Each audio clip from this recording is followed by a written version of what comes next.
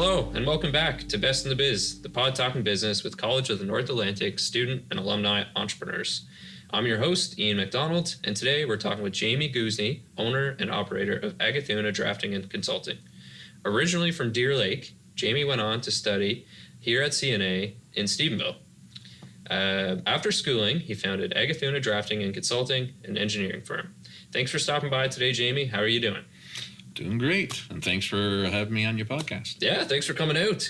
Yeah. So we'll start out by getting you to tell us a little bit about your business and how it all came about. Yeah, I think it's like a lot of businesses, especially with people my age, it all comes from our life experiences. Yep. My life experience really began right after high school. I had no intentions of being an engineer once I graduated, even though my family was involved in engineering. My intention was to do something medical. I was doing respiratory technology.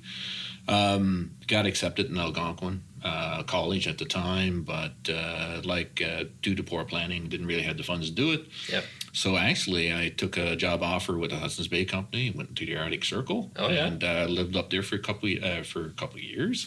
And then it's enough of this. Let's get back into the family business. Yeah. And my brother had just finished. Back in, I think he finished probably like in '87. Back then it was called Bay St. George Community College. Yeah. And so he had finished a drafting program. And I thought, oh, that's really interesting, something I was interested in. And in '89, the college back then was Western Community College here at L.E. Bowen at Stephenville. And they had come up with a brand new take on engineering and drafting. They started a CAD program, so computer-aided design. Yeah. And back then, it's like today it's commonplace using CAD programs and stuff in design, but back then it was very innovative. And they were very proud of it because they were the first ones in Eastern Canada and the Eastern Seaboard, I think, to actually offer that course. Wow. And not really, I wasn't familiar with computers at the time because like when I was in high school, we used computers, but again, the old floppy disk days. Yeah. Right. And so when I came there, state-of-the-art computer systems and great instructors. Kevin Hines and Colin Smith back in the day, the boys were great, and was more of a very social environment and learning. Tough course. Started off, 32 of us started. It was a 2-year program, so it's a precursor or part of the civil engineering technology course that they do now. They teach in Corner Brook and St. John's, I think. So it's pretty. It was pretty intense. A lot of calculus and stuff like that. A lot of people weren't used to. So anyway, after I graduated, I went to work with my brother, and that's kind of how it kind of led me here. Is this, you start off with the right school, with the right training, with the right people. And when I came out of that program, there was really no learning curve. Yeah. The guys did such a great job with the program and the staff and everything here, and we had used them as a great resource. And again, I think working under family is the hardest. Yeah, no doubt. You get beat up all over the place. They can say stuff to you that a normal employer wouldn't be able to. That's right. And you learn fast. And, from there, I got into architecture in St. John's, working for Douglas House Architects. And then after that, even did some little bit of teaching of it. Part of the teaching and stuff was teaching some of the staff on the Hibernia project, because back then the Hibernia project was still under construction. Yeah. And they had a lot of engineers and stuff that came over from Europe that didn't understand CAD. And so I was using CAD, and I got, the institution I was teaching asked me to teach it. Yeah, sure, no problem. Yeah. And it was great. I was teaching people from Morocco, from Paris, from Scotland. In 2000, my brother then was working in Las Vegas. No way. And Las Vegas was booming. That part of the United States, my brother had just come down working on the Legacy Highway for the Salt Lake City Olympics. Oh, yeah. And he said, look, we're looking for techs and stuff down here. Great, went down there. Worked in Vegas for a year, moved my family down there. And then opportunity came up to work in the oil industry over in Tulsa, Oklahoma, and moved over there for a couple of years. And that was a great experience. But when we were living there, that's when 9/11 happened. Oh, no way. And so got a different side of the United States then, because everything totally changed. That's right. Yeah. But the amount of learning down there, and again, they talk about life lessons and stuff. This took everything. For me, it was a classroom. Mm-hmm. And I've got to actually, from an educational standpoint, there's universities everywhere. Yeah. It's like in Newfoundland, we have street corner stores. Down there, you have street corner universities and colleges and great programs and stuff. And so I upgraded my education. Down there, transferred a lot of my courses actually from almost all the courses were recognizable down in the States. Yep. And ended up doing a bachelor's degree and then finished it off with a degree in science, bachelor of science, yep. with a major in engineering. When I saw the first application of using drones for engineering purposes, yeah. It just blew me away. Because I think it was my first realization about technology, how technology can advance mankind. Yeah. And what they did, like before, we used to do subdivisions. California are massive, like anywhere from 2,000 to 3,000 homes in a subdivision. And there was a group of guys came and they said, look, we have a drone. These are ex-military guys, retired guys. Yeah. We have a drone that can do just as much work in a day than your survey crews can do in a month. Wow. I said, nah. Yeah. Right? Like, I'm very familiar with LiDAR. So yeah. light distance radar, right? So basically, it's like if you send a laser and it bounces back, it's the time and stuff, and it knows, okay, if I'm at this altitude and the light beams down, bounces back, is that, okay, that's that distance, and therefore that's that elevation, that point. Yep. And so these guys had what was called photogrammetry, and then you can do it now. And it's like anybody ever gets in and talk about like modeling, like models of something, and then putting it into 3D printers. Yeah. All you need is a phone and take a bunch of pictures. Yeah. Well, with their drone, they took overlapping photos. It's like 70 and 80% overlaps. Yeah. And they would do that and take a whole bunch of photos of an entire area, like back to square miles. So square kilometers here. Square miles, and then they would bring it back, and they had back then they had very large computer systems, and they would process it, and in a week they would have the entire survey done, where it would take months with a crew of five surveyors, and the amount of data that came from that was like centimeter accuracy, and it's like, oh wait, there's something here. Yeah. The only limitation at that time was money.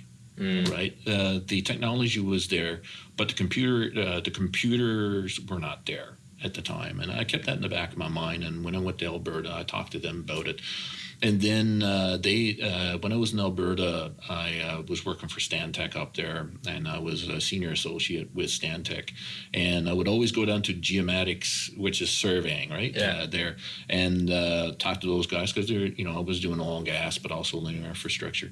Yeah. And they introduced me to ground-based LiDAR, which is laser measurements. So, taking all that information and stuff and jumping forward, and in 2011, I was hired by Nalcor as part of their engineering team to supervise the construction of Muskrat Falls and Lower Churchill project. Yep. Started off as a civil engineer, and then graduated up to the head of civil engineering for Nalcor. And of course, my job was to review, SNC 11 at the time was doing design, so I would review their designs and improve and see if there's any discrepancies and stuff. Yep. They had the expertise, and I was just basically just looking at it, just making sure that everything would work from our perspective, from Nalcor's perspective. And then that's where drones come back up again. And it's like, well, really, I didn't realize that it's changed so much. Yeah. The drone in California was the size of a small car. Yeah. That went off a ramp, and now you have quadcopters. It was a hexacopter at that time, and like now it's like you have drones that you can fit in the palm of your hand and do exactly that. Yeah. And so still thinking about the drones and stuff. Left the Lower Churchill project back in 2014. Okay. Come back to the West Coast. Now what? What am I going to do? I'm too young to retire. don't have enough money to retire. So do I start up my own business? Which just really seriously thought about starting my own firm. Yeah. I had offers to open up offices for other companies and stuff on the West Coast. And then I got a call to manage a mine in Port-au-Port. And so I worked at a mine for 5 years, and enough of that. And semi-retired, basically, I guess, in 2019. And like anybody else, I guess, is like you're bored. And then it's like, I think I'll go out and buy a drone. Right? And then he's checking out the prices of the drones. And again, drone technology varies from size. The smaller they are, they're more like toys. Yeah. And so, actually, while I was mine manager, I got asked by the Catholic Diocese to go to the Gra. They had some issues with erosion and stuff in one of the cemeteries there. It's happened over 20 years. Yeah. And that's something that I'll loop back to, is that we're currently involved in is coastal erosion. In that area, they lost about 20-something feet of the coastline. A lot of people don't realize that is, climate change really is absolutely, that is significant, right? And a lot of people can say that it's not, but I've seen it. Yeah. Actually, that cemetery was in hard shape. They've lost graves. Wow. Right. So I won't get into that part of it, but a lot of the things that I did at that time was help out the diocese and the local cemetery committee, help protect the existing ones that were left. Yeah. Right. And I couldn't survey it because, number one, I didn't really have the equipment, and it was kind of still dangerous. And again, there were still graves and stuff in the eroded area, and I didn't want to do that. So I went out and bought a small drone. There you go. Right, it's like, and I did the research. Yeah. Google's a wonderful thing. Oh yes, you can find out anything. Fixing the dishwasher to learn how to fly a drone. So I got that, and I taught myself how to fly, and I remembered about photogrammetry. Yeah. And surveyed the entire cemetery and all that. And then I did the engineering design for the coastal erosion, where basically use an armor stone down there, and then smaller stones towards the top, like riprap and stuff, just to protect that embankment. And that little drone was probably at the time about $800, I guess. Really came in from a quantity standpoint, came into like 3% of the actual amount of stone used, which is phenomenal. Wow. We're lucky to get 10% sometimes. Yeah. Right? And so what I started doing with the drone, again, approach CBDC. So if anybody's starting a business, a really good place to go is CBDC. They got great programs, and the interest rates and stuff on certain loans might be a little bit higher, but the benefit that you get from that is much more if it will go to a financial institution like BMO or whatever. Not putting BMO underneath the bus, great to me. So I approached CBDC here in Stephenville, and I said, look, here's the concept. This is what I'd like to do. Great, we'll fund it. Awesome. Right? And you give got enough to buy the drone, get the training. I had to attend 2 flight ground schools. A couple of years later, I got my flight reviewer certification, which now I can actually train and then observe flights and then grade people, and then get recommend to Transport Canada to get their license. Awesome. Yeah. So out of that. And again, using the loan and stuff from CBDC, started up a drone company. And it's like the intention was to find underground water leaks. It wasn't about doing engineering or anything like that. It was actually helping out municipalities and stuff with their water issues. Interesting. Yeah. Right? Then locally, I got approached by some nonprofit organizations. One of them was Community Education Network. Yeah. They're having some issues, I guess. There's a lot of homeless youth. There is, Newfoundland, right? Yeah. And again, a lot of it's through passion. You know what, I'll help you out. But then you realize, okay, now in order to do engineering in Newfoundland, even though you got your license, your engineering license and your stamp. Yeah. I was a member of Paganel at the time. I had 3 licenses. I was a member of the Engineers Association in Alberta, Nova Scotia, and Newfoundland. Just carrying all the license just in case. Yeah. But because you have that doesn't mean that you can practice engineering by offering services. So now you need your permit to practice. In order to get your permit to practice, now you get to pay for professional liability insurance, commercial liability insurance, and all that. Everything starts to escalate. Of course, it adds up. Yeah, I said, my God, I'm like $15,000 in the hole. I haven't even started anything yet. Yeah. And so anyway, helped them out with that project, very successful. And obviously it came at a good time because it was finished just before COVID happened. Oh, yeah. Our company was incorporated in 2019. We are an Indigenous company. My wife is the president, and she'll. That's how we started out. We started out as a drone company that, due to helping other nonprofits, turned into an engineering company, and because of the fact that you take on some of that debt in order to actually pay for your insurances and all that stuff, then okay, well now we need to go out and get some projects. And, that's right. And got into helping out mining, and then from that got involved in municipal engineering, being competitive and bidding on municipal engineering jobs that the government would put out. And we have right now we have people that work for us from St. John's all the ways up to Walbush. We have our engineering manager is in Port aux Basques. Oh wow. Hey, when you look at COVID, what did COVID teach us? We can work remotely. That's right. We use the technology. We use Teams, Microsoft Teams, and is like, want to call somebody? Go on Teams, and it's like they're in the room with you. Yeah. Right. Yeah. Very, fantastic. very flexible that way. But again, it's like that costs money. Exactly. It all adds up, hey. Right. Yeah. Okay, so that's fantastic. That covered a lot. That was great. It was good background, and it really touched on the foundation and how CNA really played a part as well, right? Oh my God. So huge. that was great, and it's nice to see that. I like when people give it out in a little timeline. So like, this is where we started. This is where we're to now. Yeah. Right. Yeah. It really paints the picture of where you got. Oh yeah. Where you got and how you got there. Yeah. Right. Yeah. So it's really fantastic. So you talked about your family business. Would you say that was your drive to make you become an entrepreneur, or where did that drive come from? Oh yeah, no, it's like one of those things where that I didn't intend to go out to own a business and become an entrepreneur, but it was something again. I think it's all in the back of our minds. Mm-hmm. As Newfoundlanders, I think one thing with Newfoundlanders and Labradorians, I think we're very self-sufficient. Yeah.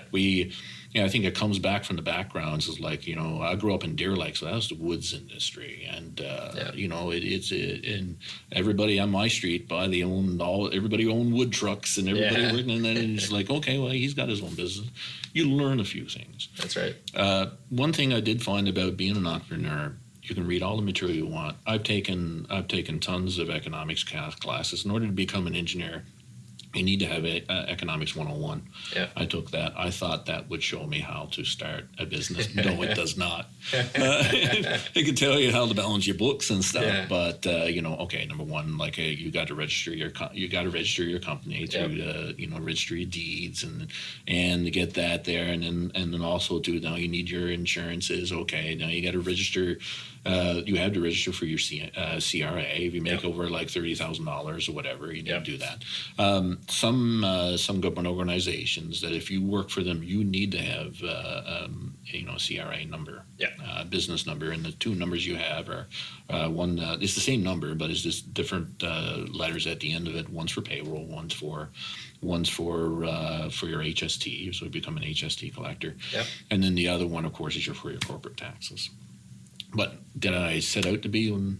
Absolutely not. Just kind of stumbled upon it. Hey? It's just interest. It just came there, and it's like sometimes again, I think your life experiences and everything you went through, and then your willingness to help people kind of lead you in there. And as once you kind of get in there, it's like, oh crap, I am an entrepreneur now. I didn't really plan this. Now this is serious. Yeah. And it's almost like playing cards. You're very good at playing cards when you don't take it serious, but when you start taking it serious, it's like, I'm going to make mistakes. Yeah, that's right. And that's something, again, of being an entrepreneur, I think that you look at is like, you're going to make mistakes. The best thing I ever did, I want to say, again, I'm an alumni, was take the program that I did at CNA. University's great, but you're limited. What I find, like with colleges like CNA and stuff, is like, again, we've always looked at degree programs. I was actually on the board of governors for CNA for a couple of years. I don't know, you probably didn't know that. I didn't. Yeah, no, I did. I attended a couple of graduations here as representative. Yeah. But like, talking about degree programs and stuff, that's great if that's the field you're going into. But I think look at this day and age, and a lot of the things that we're getting into now from a technology standpoint and stuff, I think the trades are the best way to go for a lot of people. We're currently teaming up with a company out of Ottawa now to start doing coastal erosion analysis for the federal government. So we're proposing for that, and like a lot of the technology and stuff we talk about LiDAR. Yeah. A lot of the information now is free online, and it comes from satellites. In a couple of years, the Canadian government is sending up a satellite that is going to totally revolutionize the way that data is collected for climate change and coastal erosion. You need people that knows that. You need to know about machine learning, right? And I think that's, again, programs and stuff like CNA and stuff put out there. I think that's the key. That's the key. Yeah, that's great. Yeah, that's great. Yeah, no, it's really interesting. It seems like a lot of the people that we've been talking to, CNA has really been the foundation of a lot of their businesses. Absolutely. So it's great to see, and it's nice to have that as a stepping stone towards entrepreneurship. Yeah. Right? Yeah. So that's fantastic. So next one, what was your most successful small business moment? Now, I know you've got tons of awards because I've given you a couple of awards. I think that, probably the best one, I guess, being best top business in Newfoundland for CBDC, right? And again, probably second from a business standpoint. Awards are nice, right? It's nice to be recognized. But I think the best part, again, we came runner-up, and we were like second in Atlantic Canada too. I don't know if you know that there. Yeah. So we got an order, distinction for that. But I think for me, it was hiring on our first employee. Yeah. That was, I think that was key. It's a big moment. It's a big moment, yeah. And then like you kind of go down the achievements. Now we have, it took a while there, but we have our benefits package there now, which is 100% benefits. Great. It's an indigenous insurance called Sign Up that we've gotten from, not advertising for them, but from they're out from West, and again, being an indigenous company, like we pride ourselves in that. But like with the 100% package, I think that's the key now. It's not a lot of money is money. Yeah. But I think now with a lot of people first coming out of school and stuff, benefits is key. Definitely. Right. And I think for me, boards are great, but I think having that moment where that we brought in that package for all of our employees and us, and it's like, say employees, but they're team, they're part of the team. That's right. Right. And I think as entrepreneurs, you got to realize that is that without your team members, you're nothing. Yeah. Right. Look at Wayne Gretzky. What did he do after Edmonton? There you go. Yeah. Awesome. Okay. So that's great. We touched on this a couple times. You did give some good advice. So what advice would you give an aspiring entrepreneur? Well, I think the best thing is to take as many courses as you can, especially especially with business and entrepreneurship. And I think when I first started, there was really none of that. And like you would have a business administration program and stuff. I think they would teach you things like bookkeeping and stuff. I think that is important. Yeah. But I think through entrepreneurship and those the new revised business programs, how to set up a business and how to run a business and what's the important things. I think that's key. The other thing is the keeping in touch with your classmates, developing, take advantage of going to as many events as possible. Get yourself some business cards. Yeah, right? definitely. That's what I learned. I don't know if you've ever seen one of my business cards. I did actually. Yeah. One of the nicest ones I've seen. Yeah. Honestly. So again, like for people out there, my business cards have scales along all the edges. On the front is metric, and on the back is architectural, which is feet and inches. I got that from Japanese businessmen, meeting Japanese businessmen and what you would do. And then again, in Japanese culture, business cards are very important. Yeah. And then, like when you give it to you, and my first exposure to it is like, the business cards are very sick. But what I noticed there was like 4 of them. One I noticed on each one of their business cards was something different. One had scales. One had metric conversions because really there was no smartphones back then. Yeah. And one had something else. So very useful. I'm going to keep these in my wallet, right? Yeah. Like little books. I think that's, and when it comes to, again, stay in contact with your classmates, keeping that, that connection back to school, because, again, there's always programs and stuff, and CNA sends a newsletter all the time. I read it all the time. And if there's alumni opportunities to go back and meet back up again, I think that's key. And these people will help you along the way. That's and right. You might find these synergies where that this person in this location is doing this, and they might be able to bring some of your knowledge and your business that might be able to meld with theirs and become more powerful. Definitely. Yeah. That's one thing, again, a lot of the guys talk about is connections. Connections are so key for every part of business, right? Do not burn bridges. Do not burn bridges. That's right. All right. Everybody has a bad day. Right? But remember that there's tomorrow. So we all get frustrated. I think cooler heads prevail all the time. You'll get more money. You'll actually get more with honey than you will with vinegar. That old saying. And there was many a days too. I've had a bad day, and sometimes you got to walk away. That's right. And then collect yourself and come back.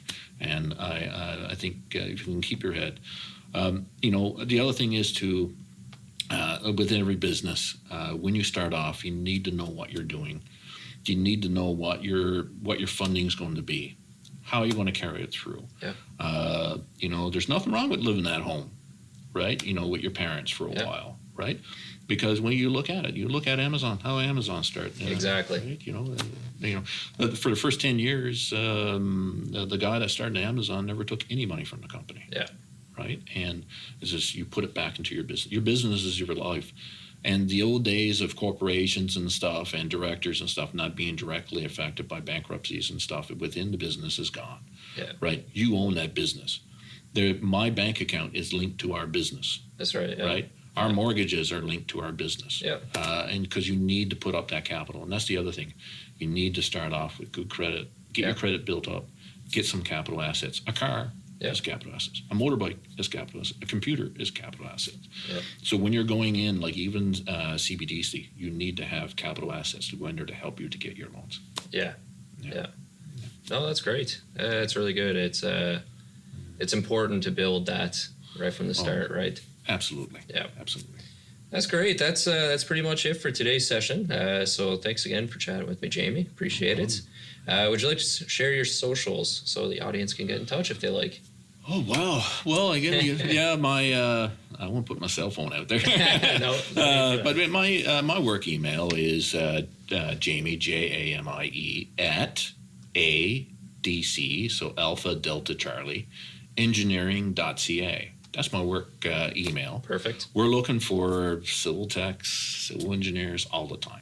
Perfect. Right? So, and we're looking, again, drone pilots. We currently have 4 drone pilots. We're always looking for more drone pilots. Awesome. Right. So anybody out there is looking for work? Get in touch. Awesome. All right. Thanks again for coming in. That's a wrap for today's episode, folks. So thank you for tuning in to Best in the Biz, CNA's entrepreneurship podcast. Leave a review if you like today's episode, and keep up to date with all new episodes at our website at www.cna.nl.ca/entrepreneurship and on all other major streaming services at Best in the Biz CNA.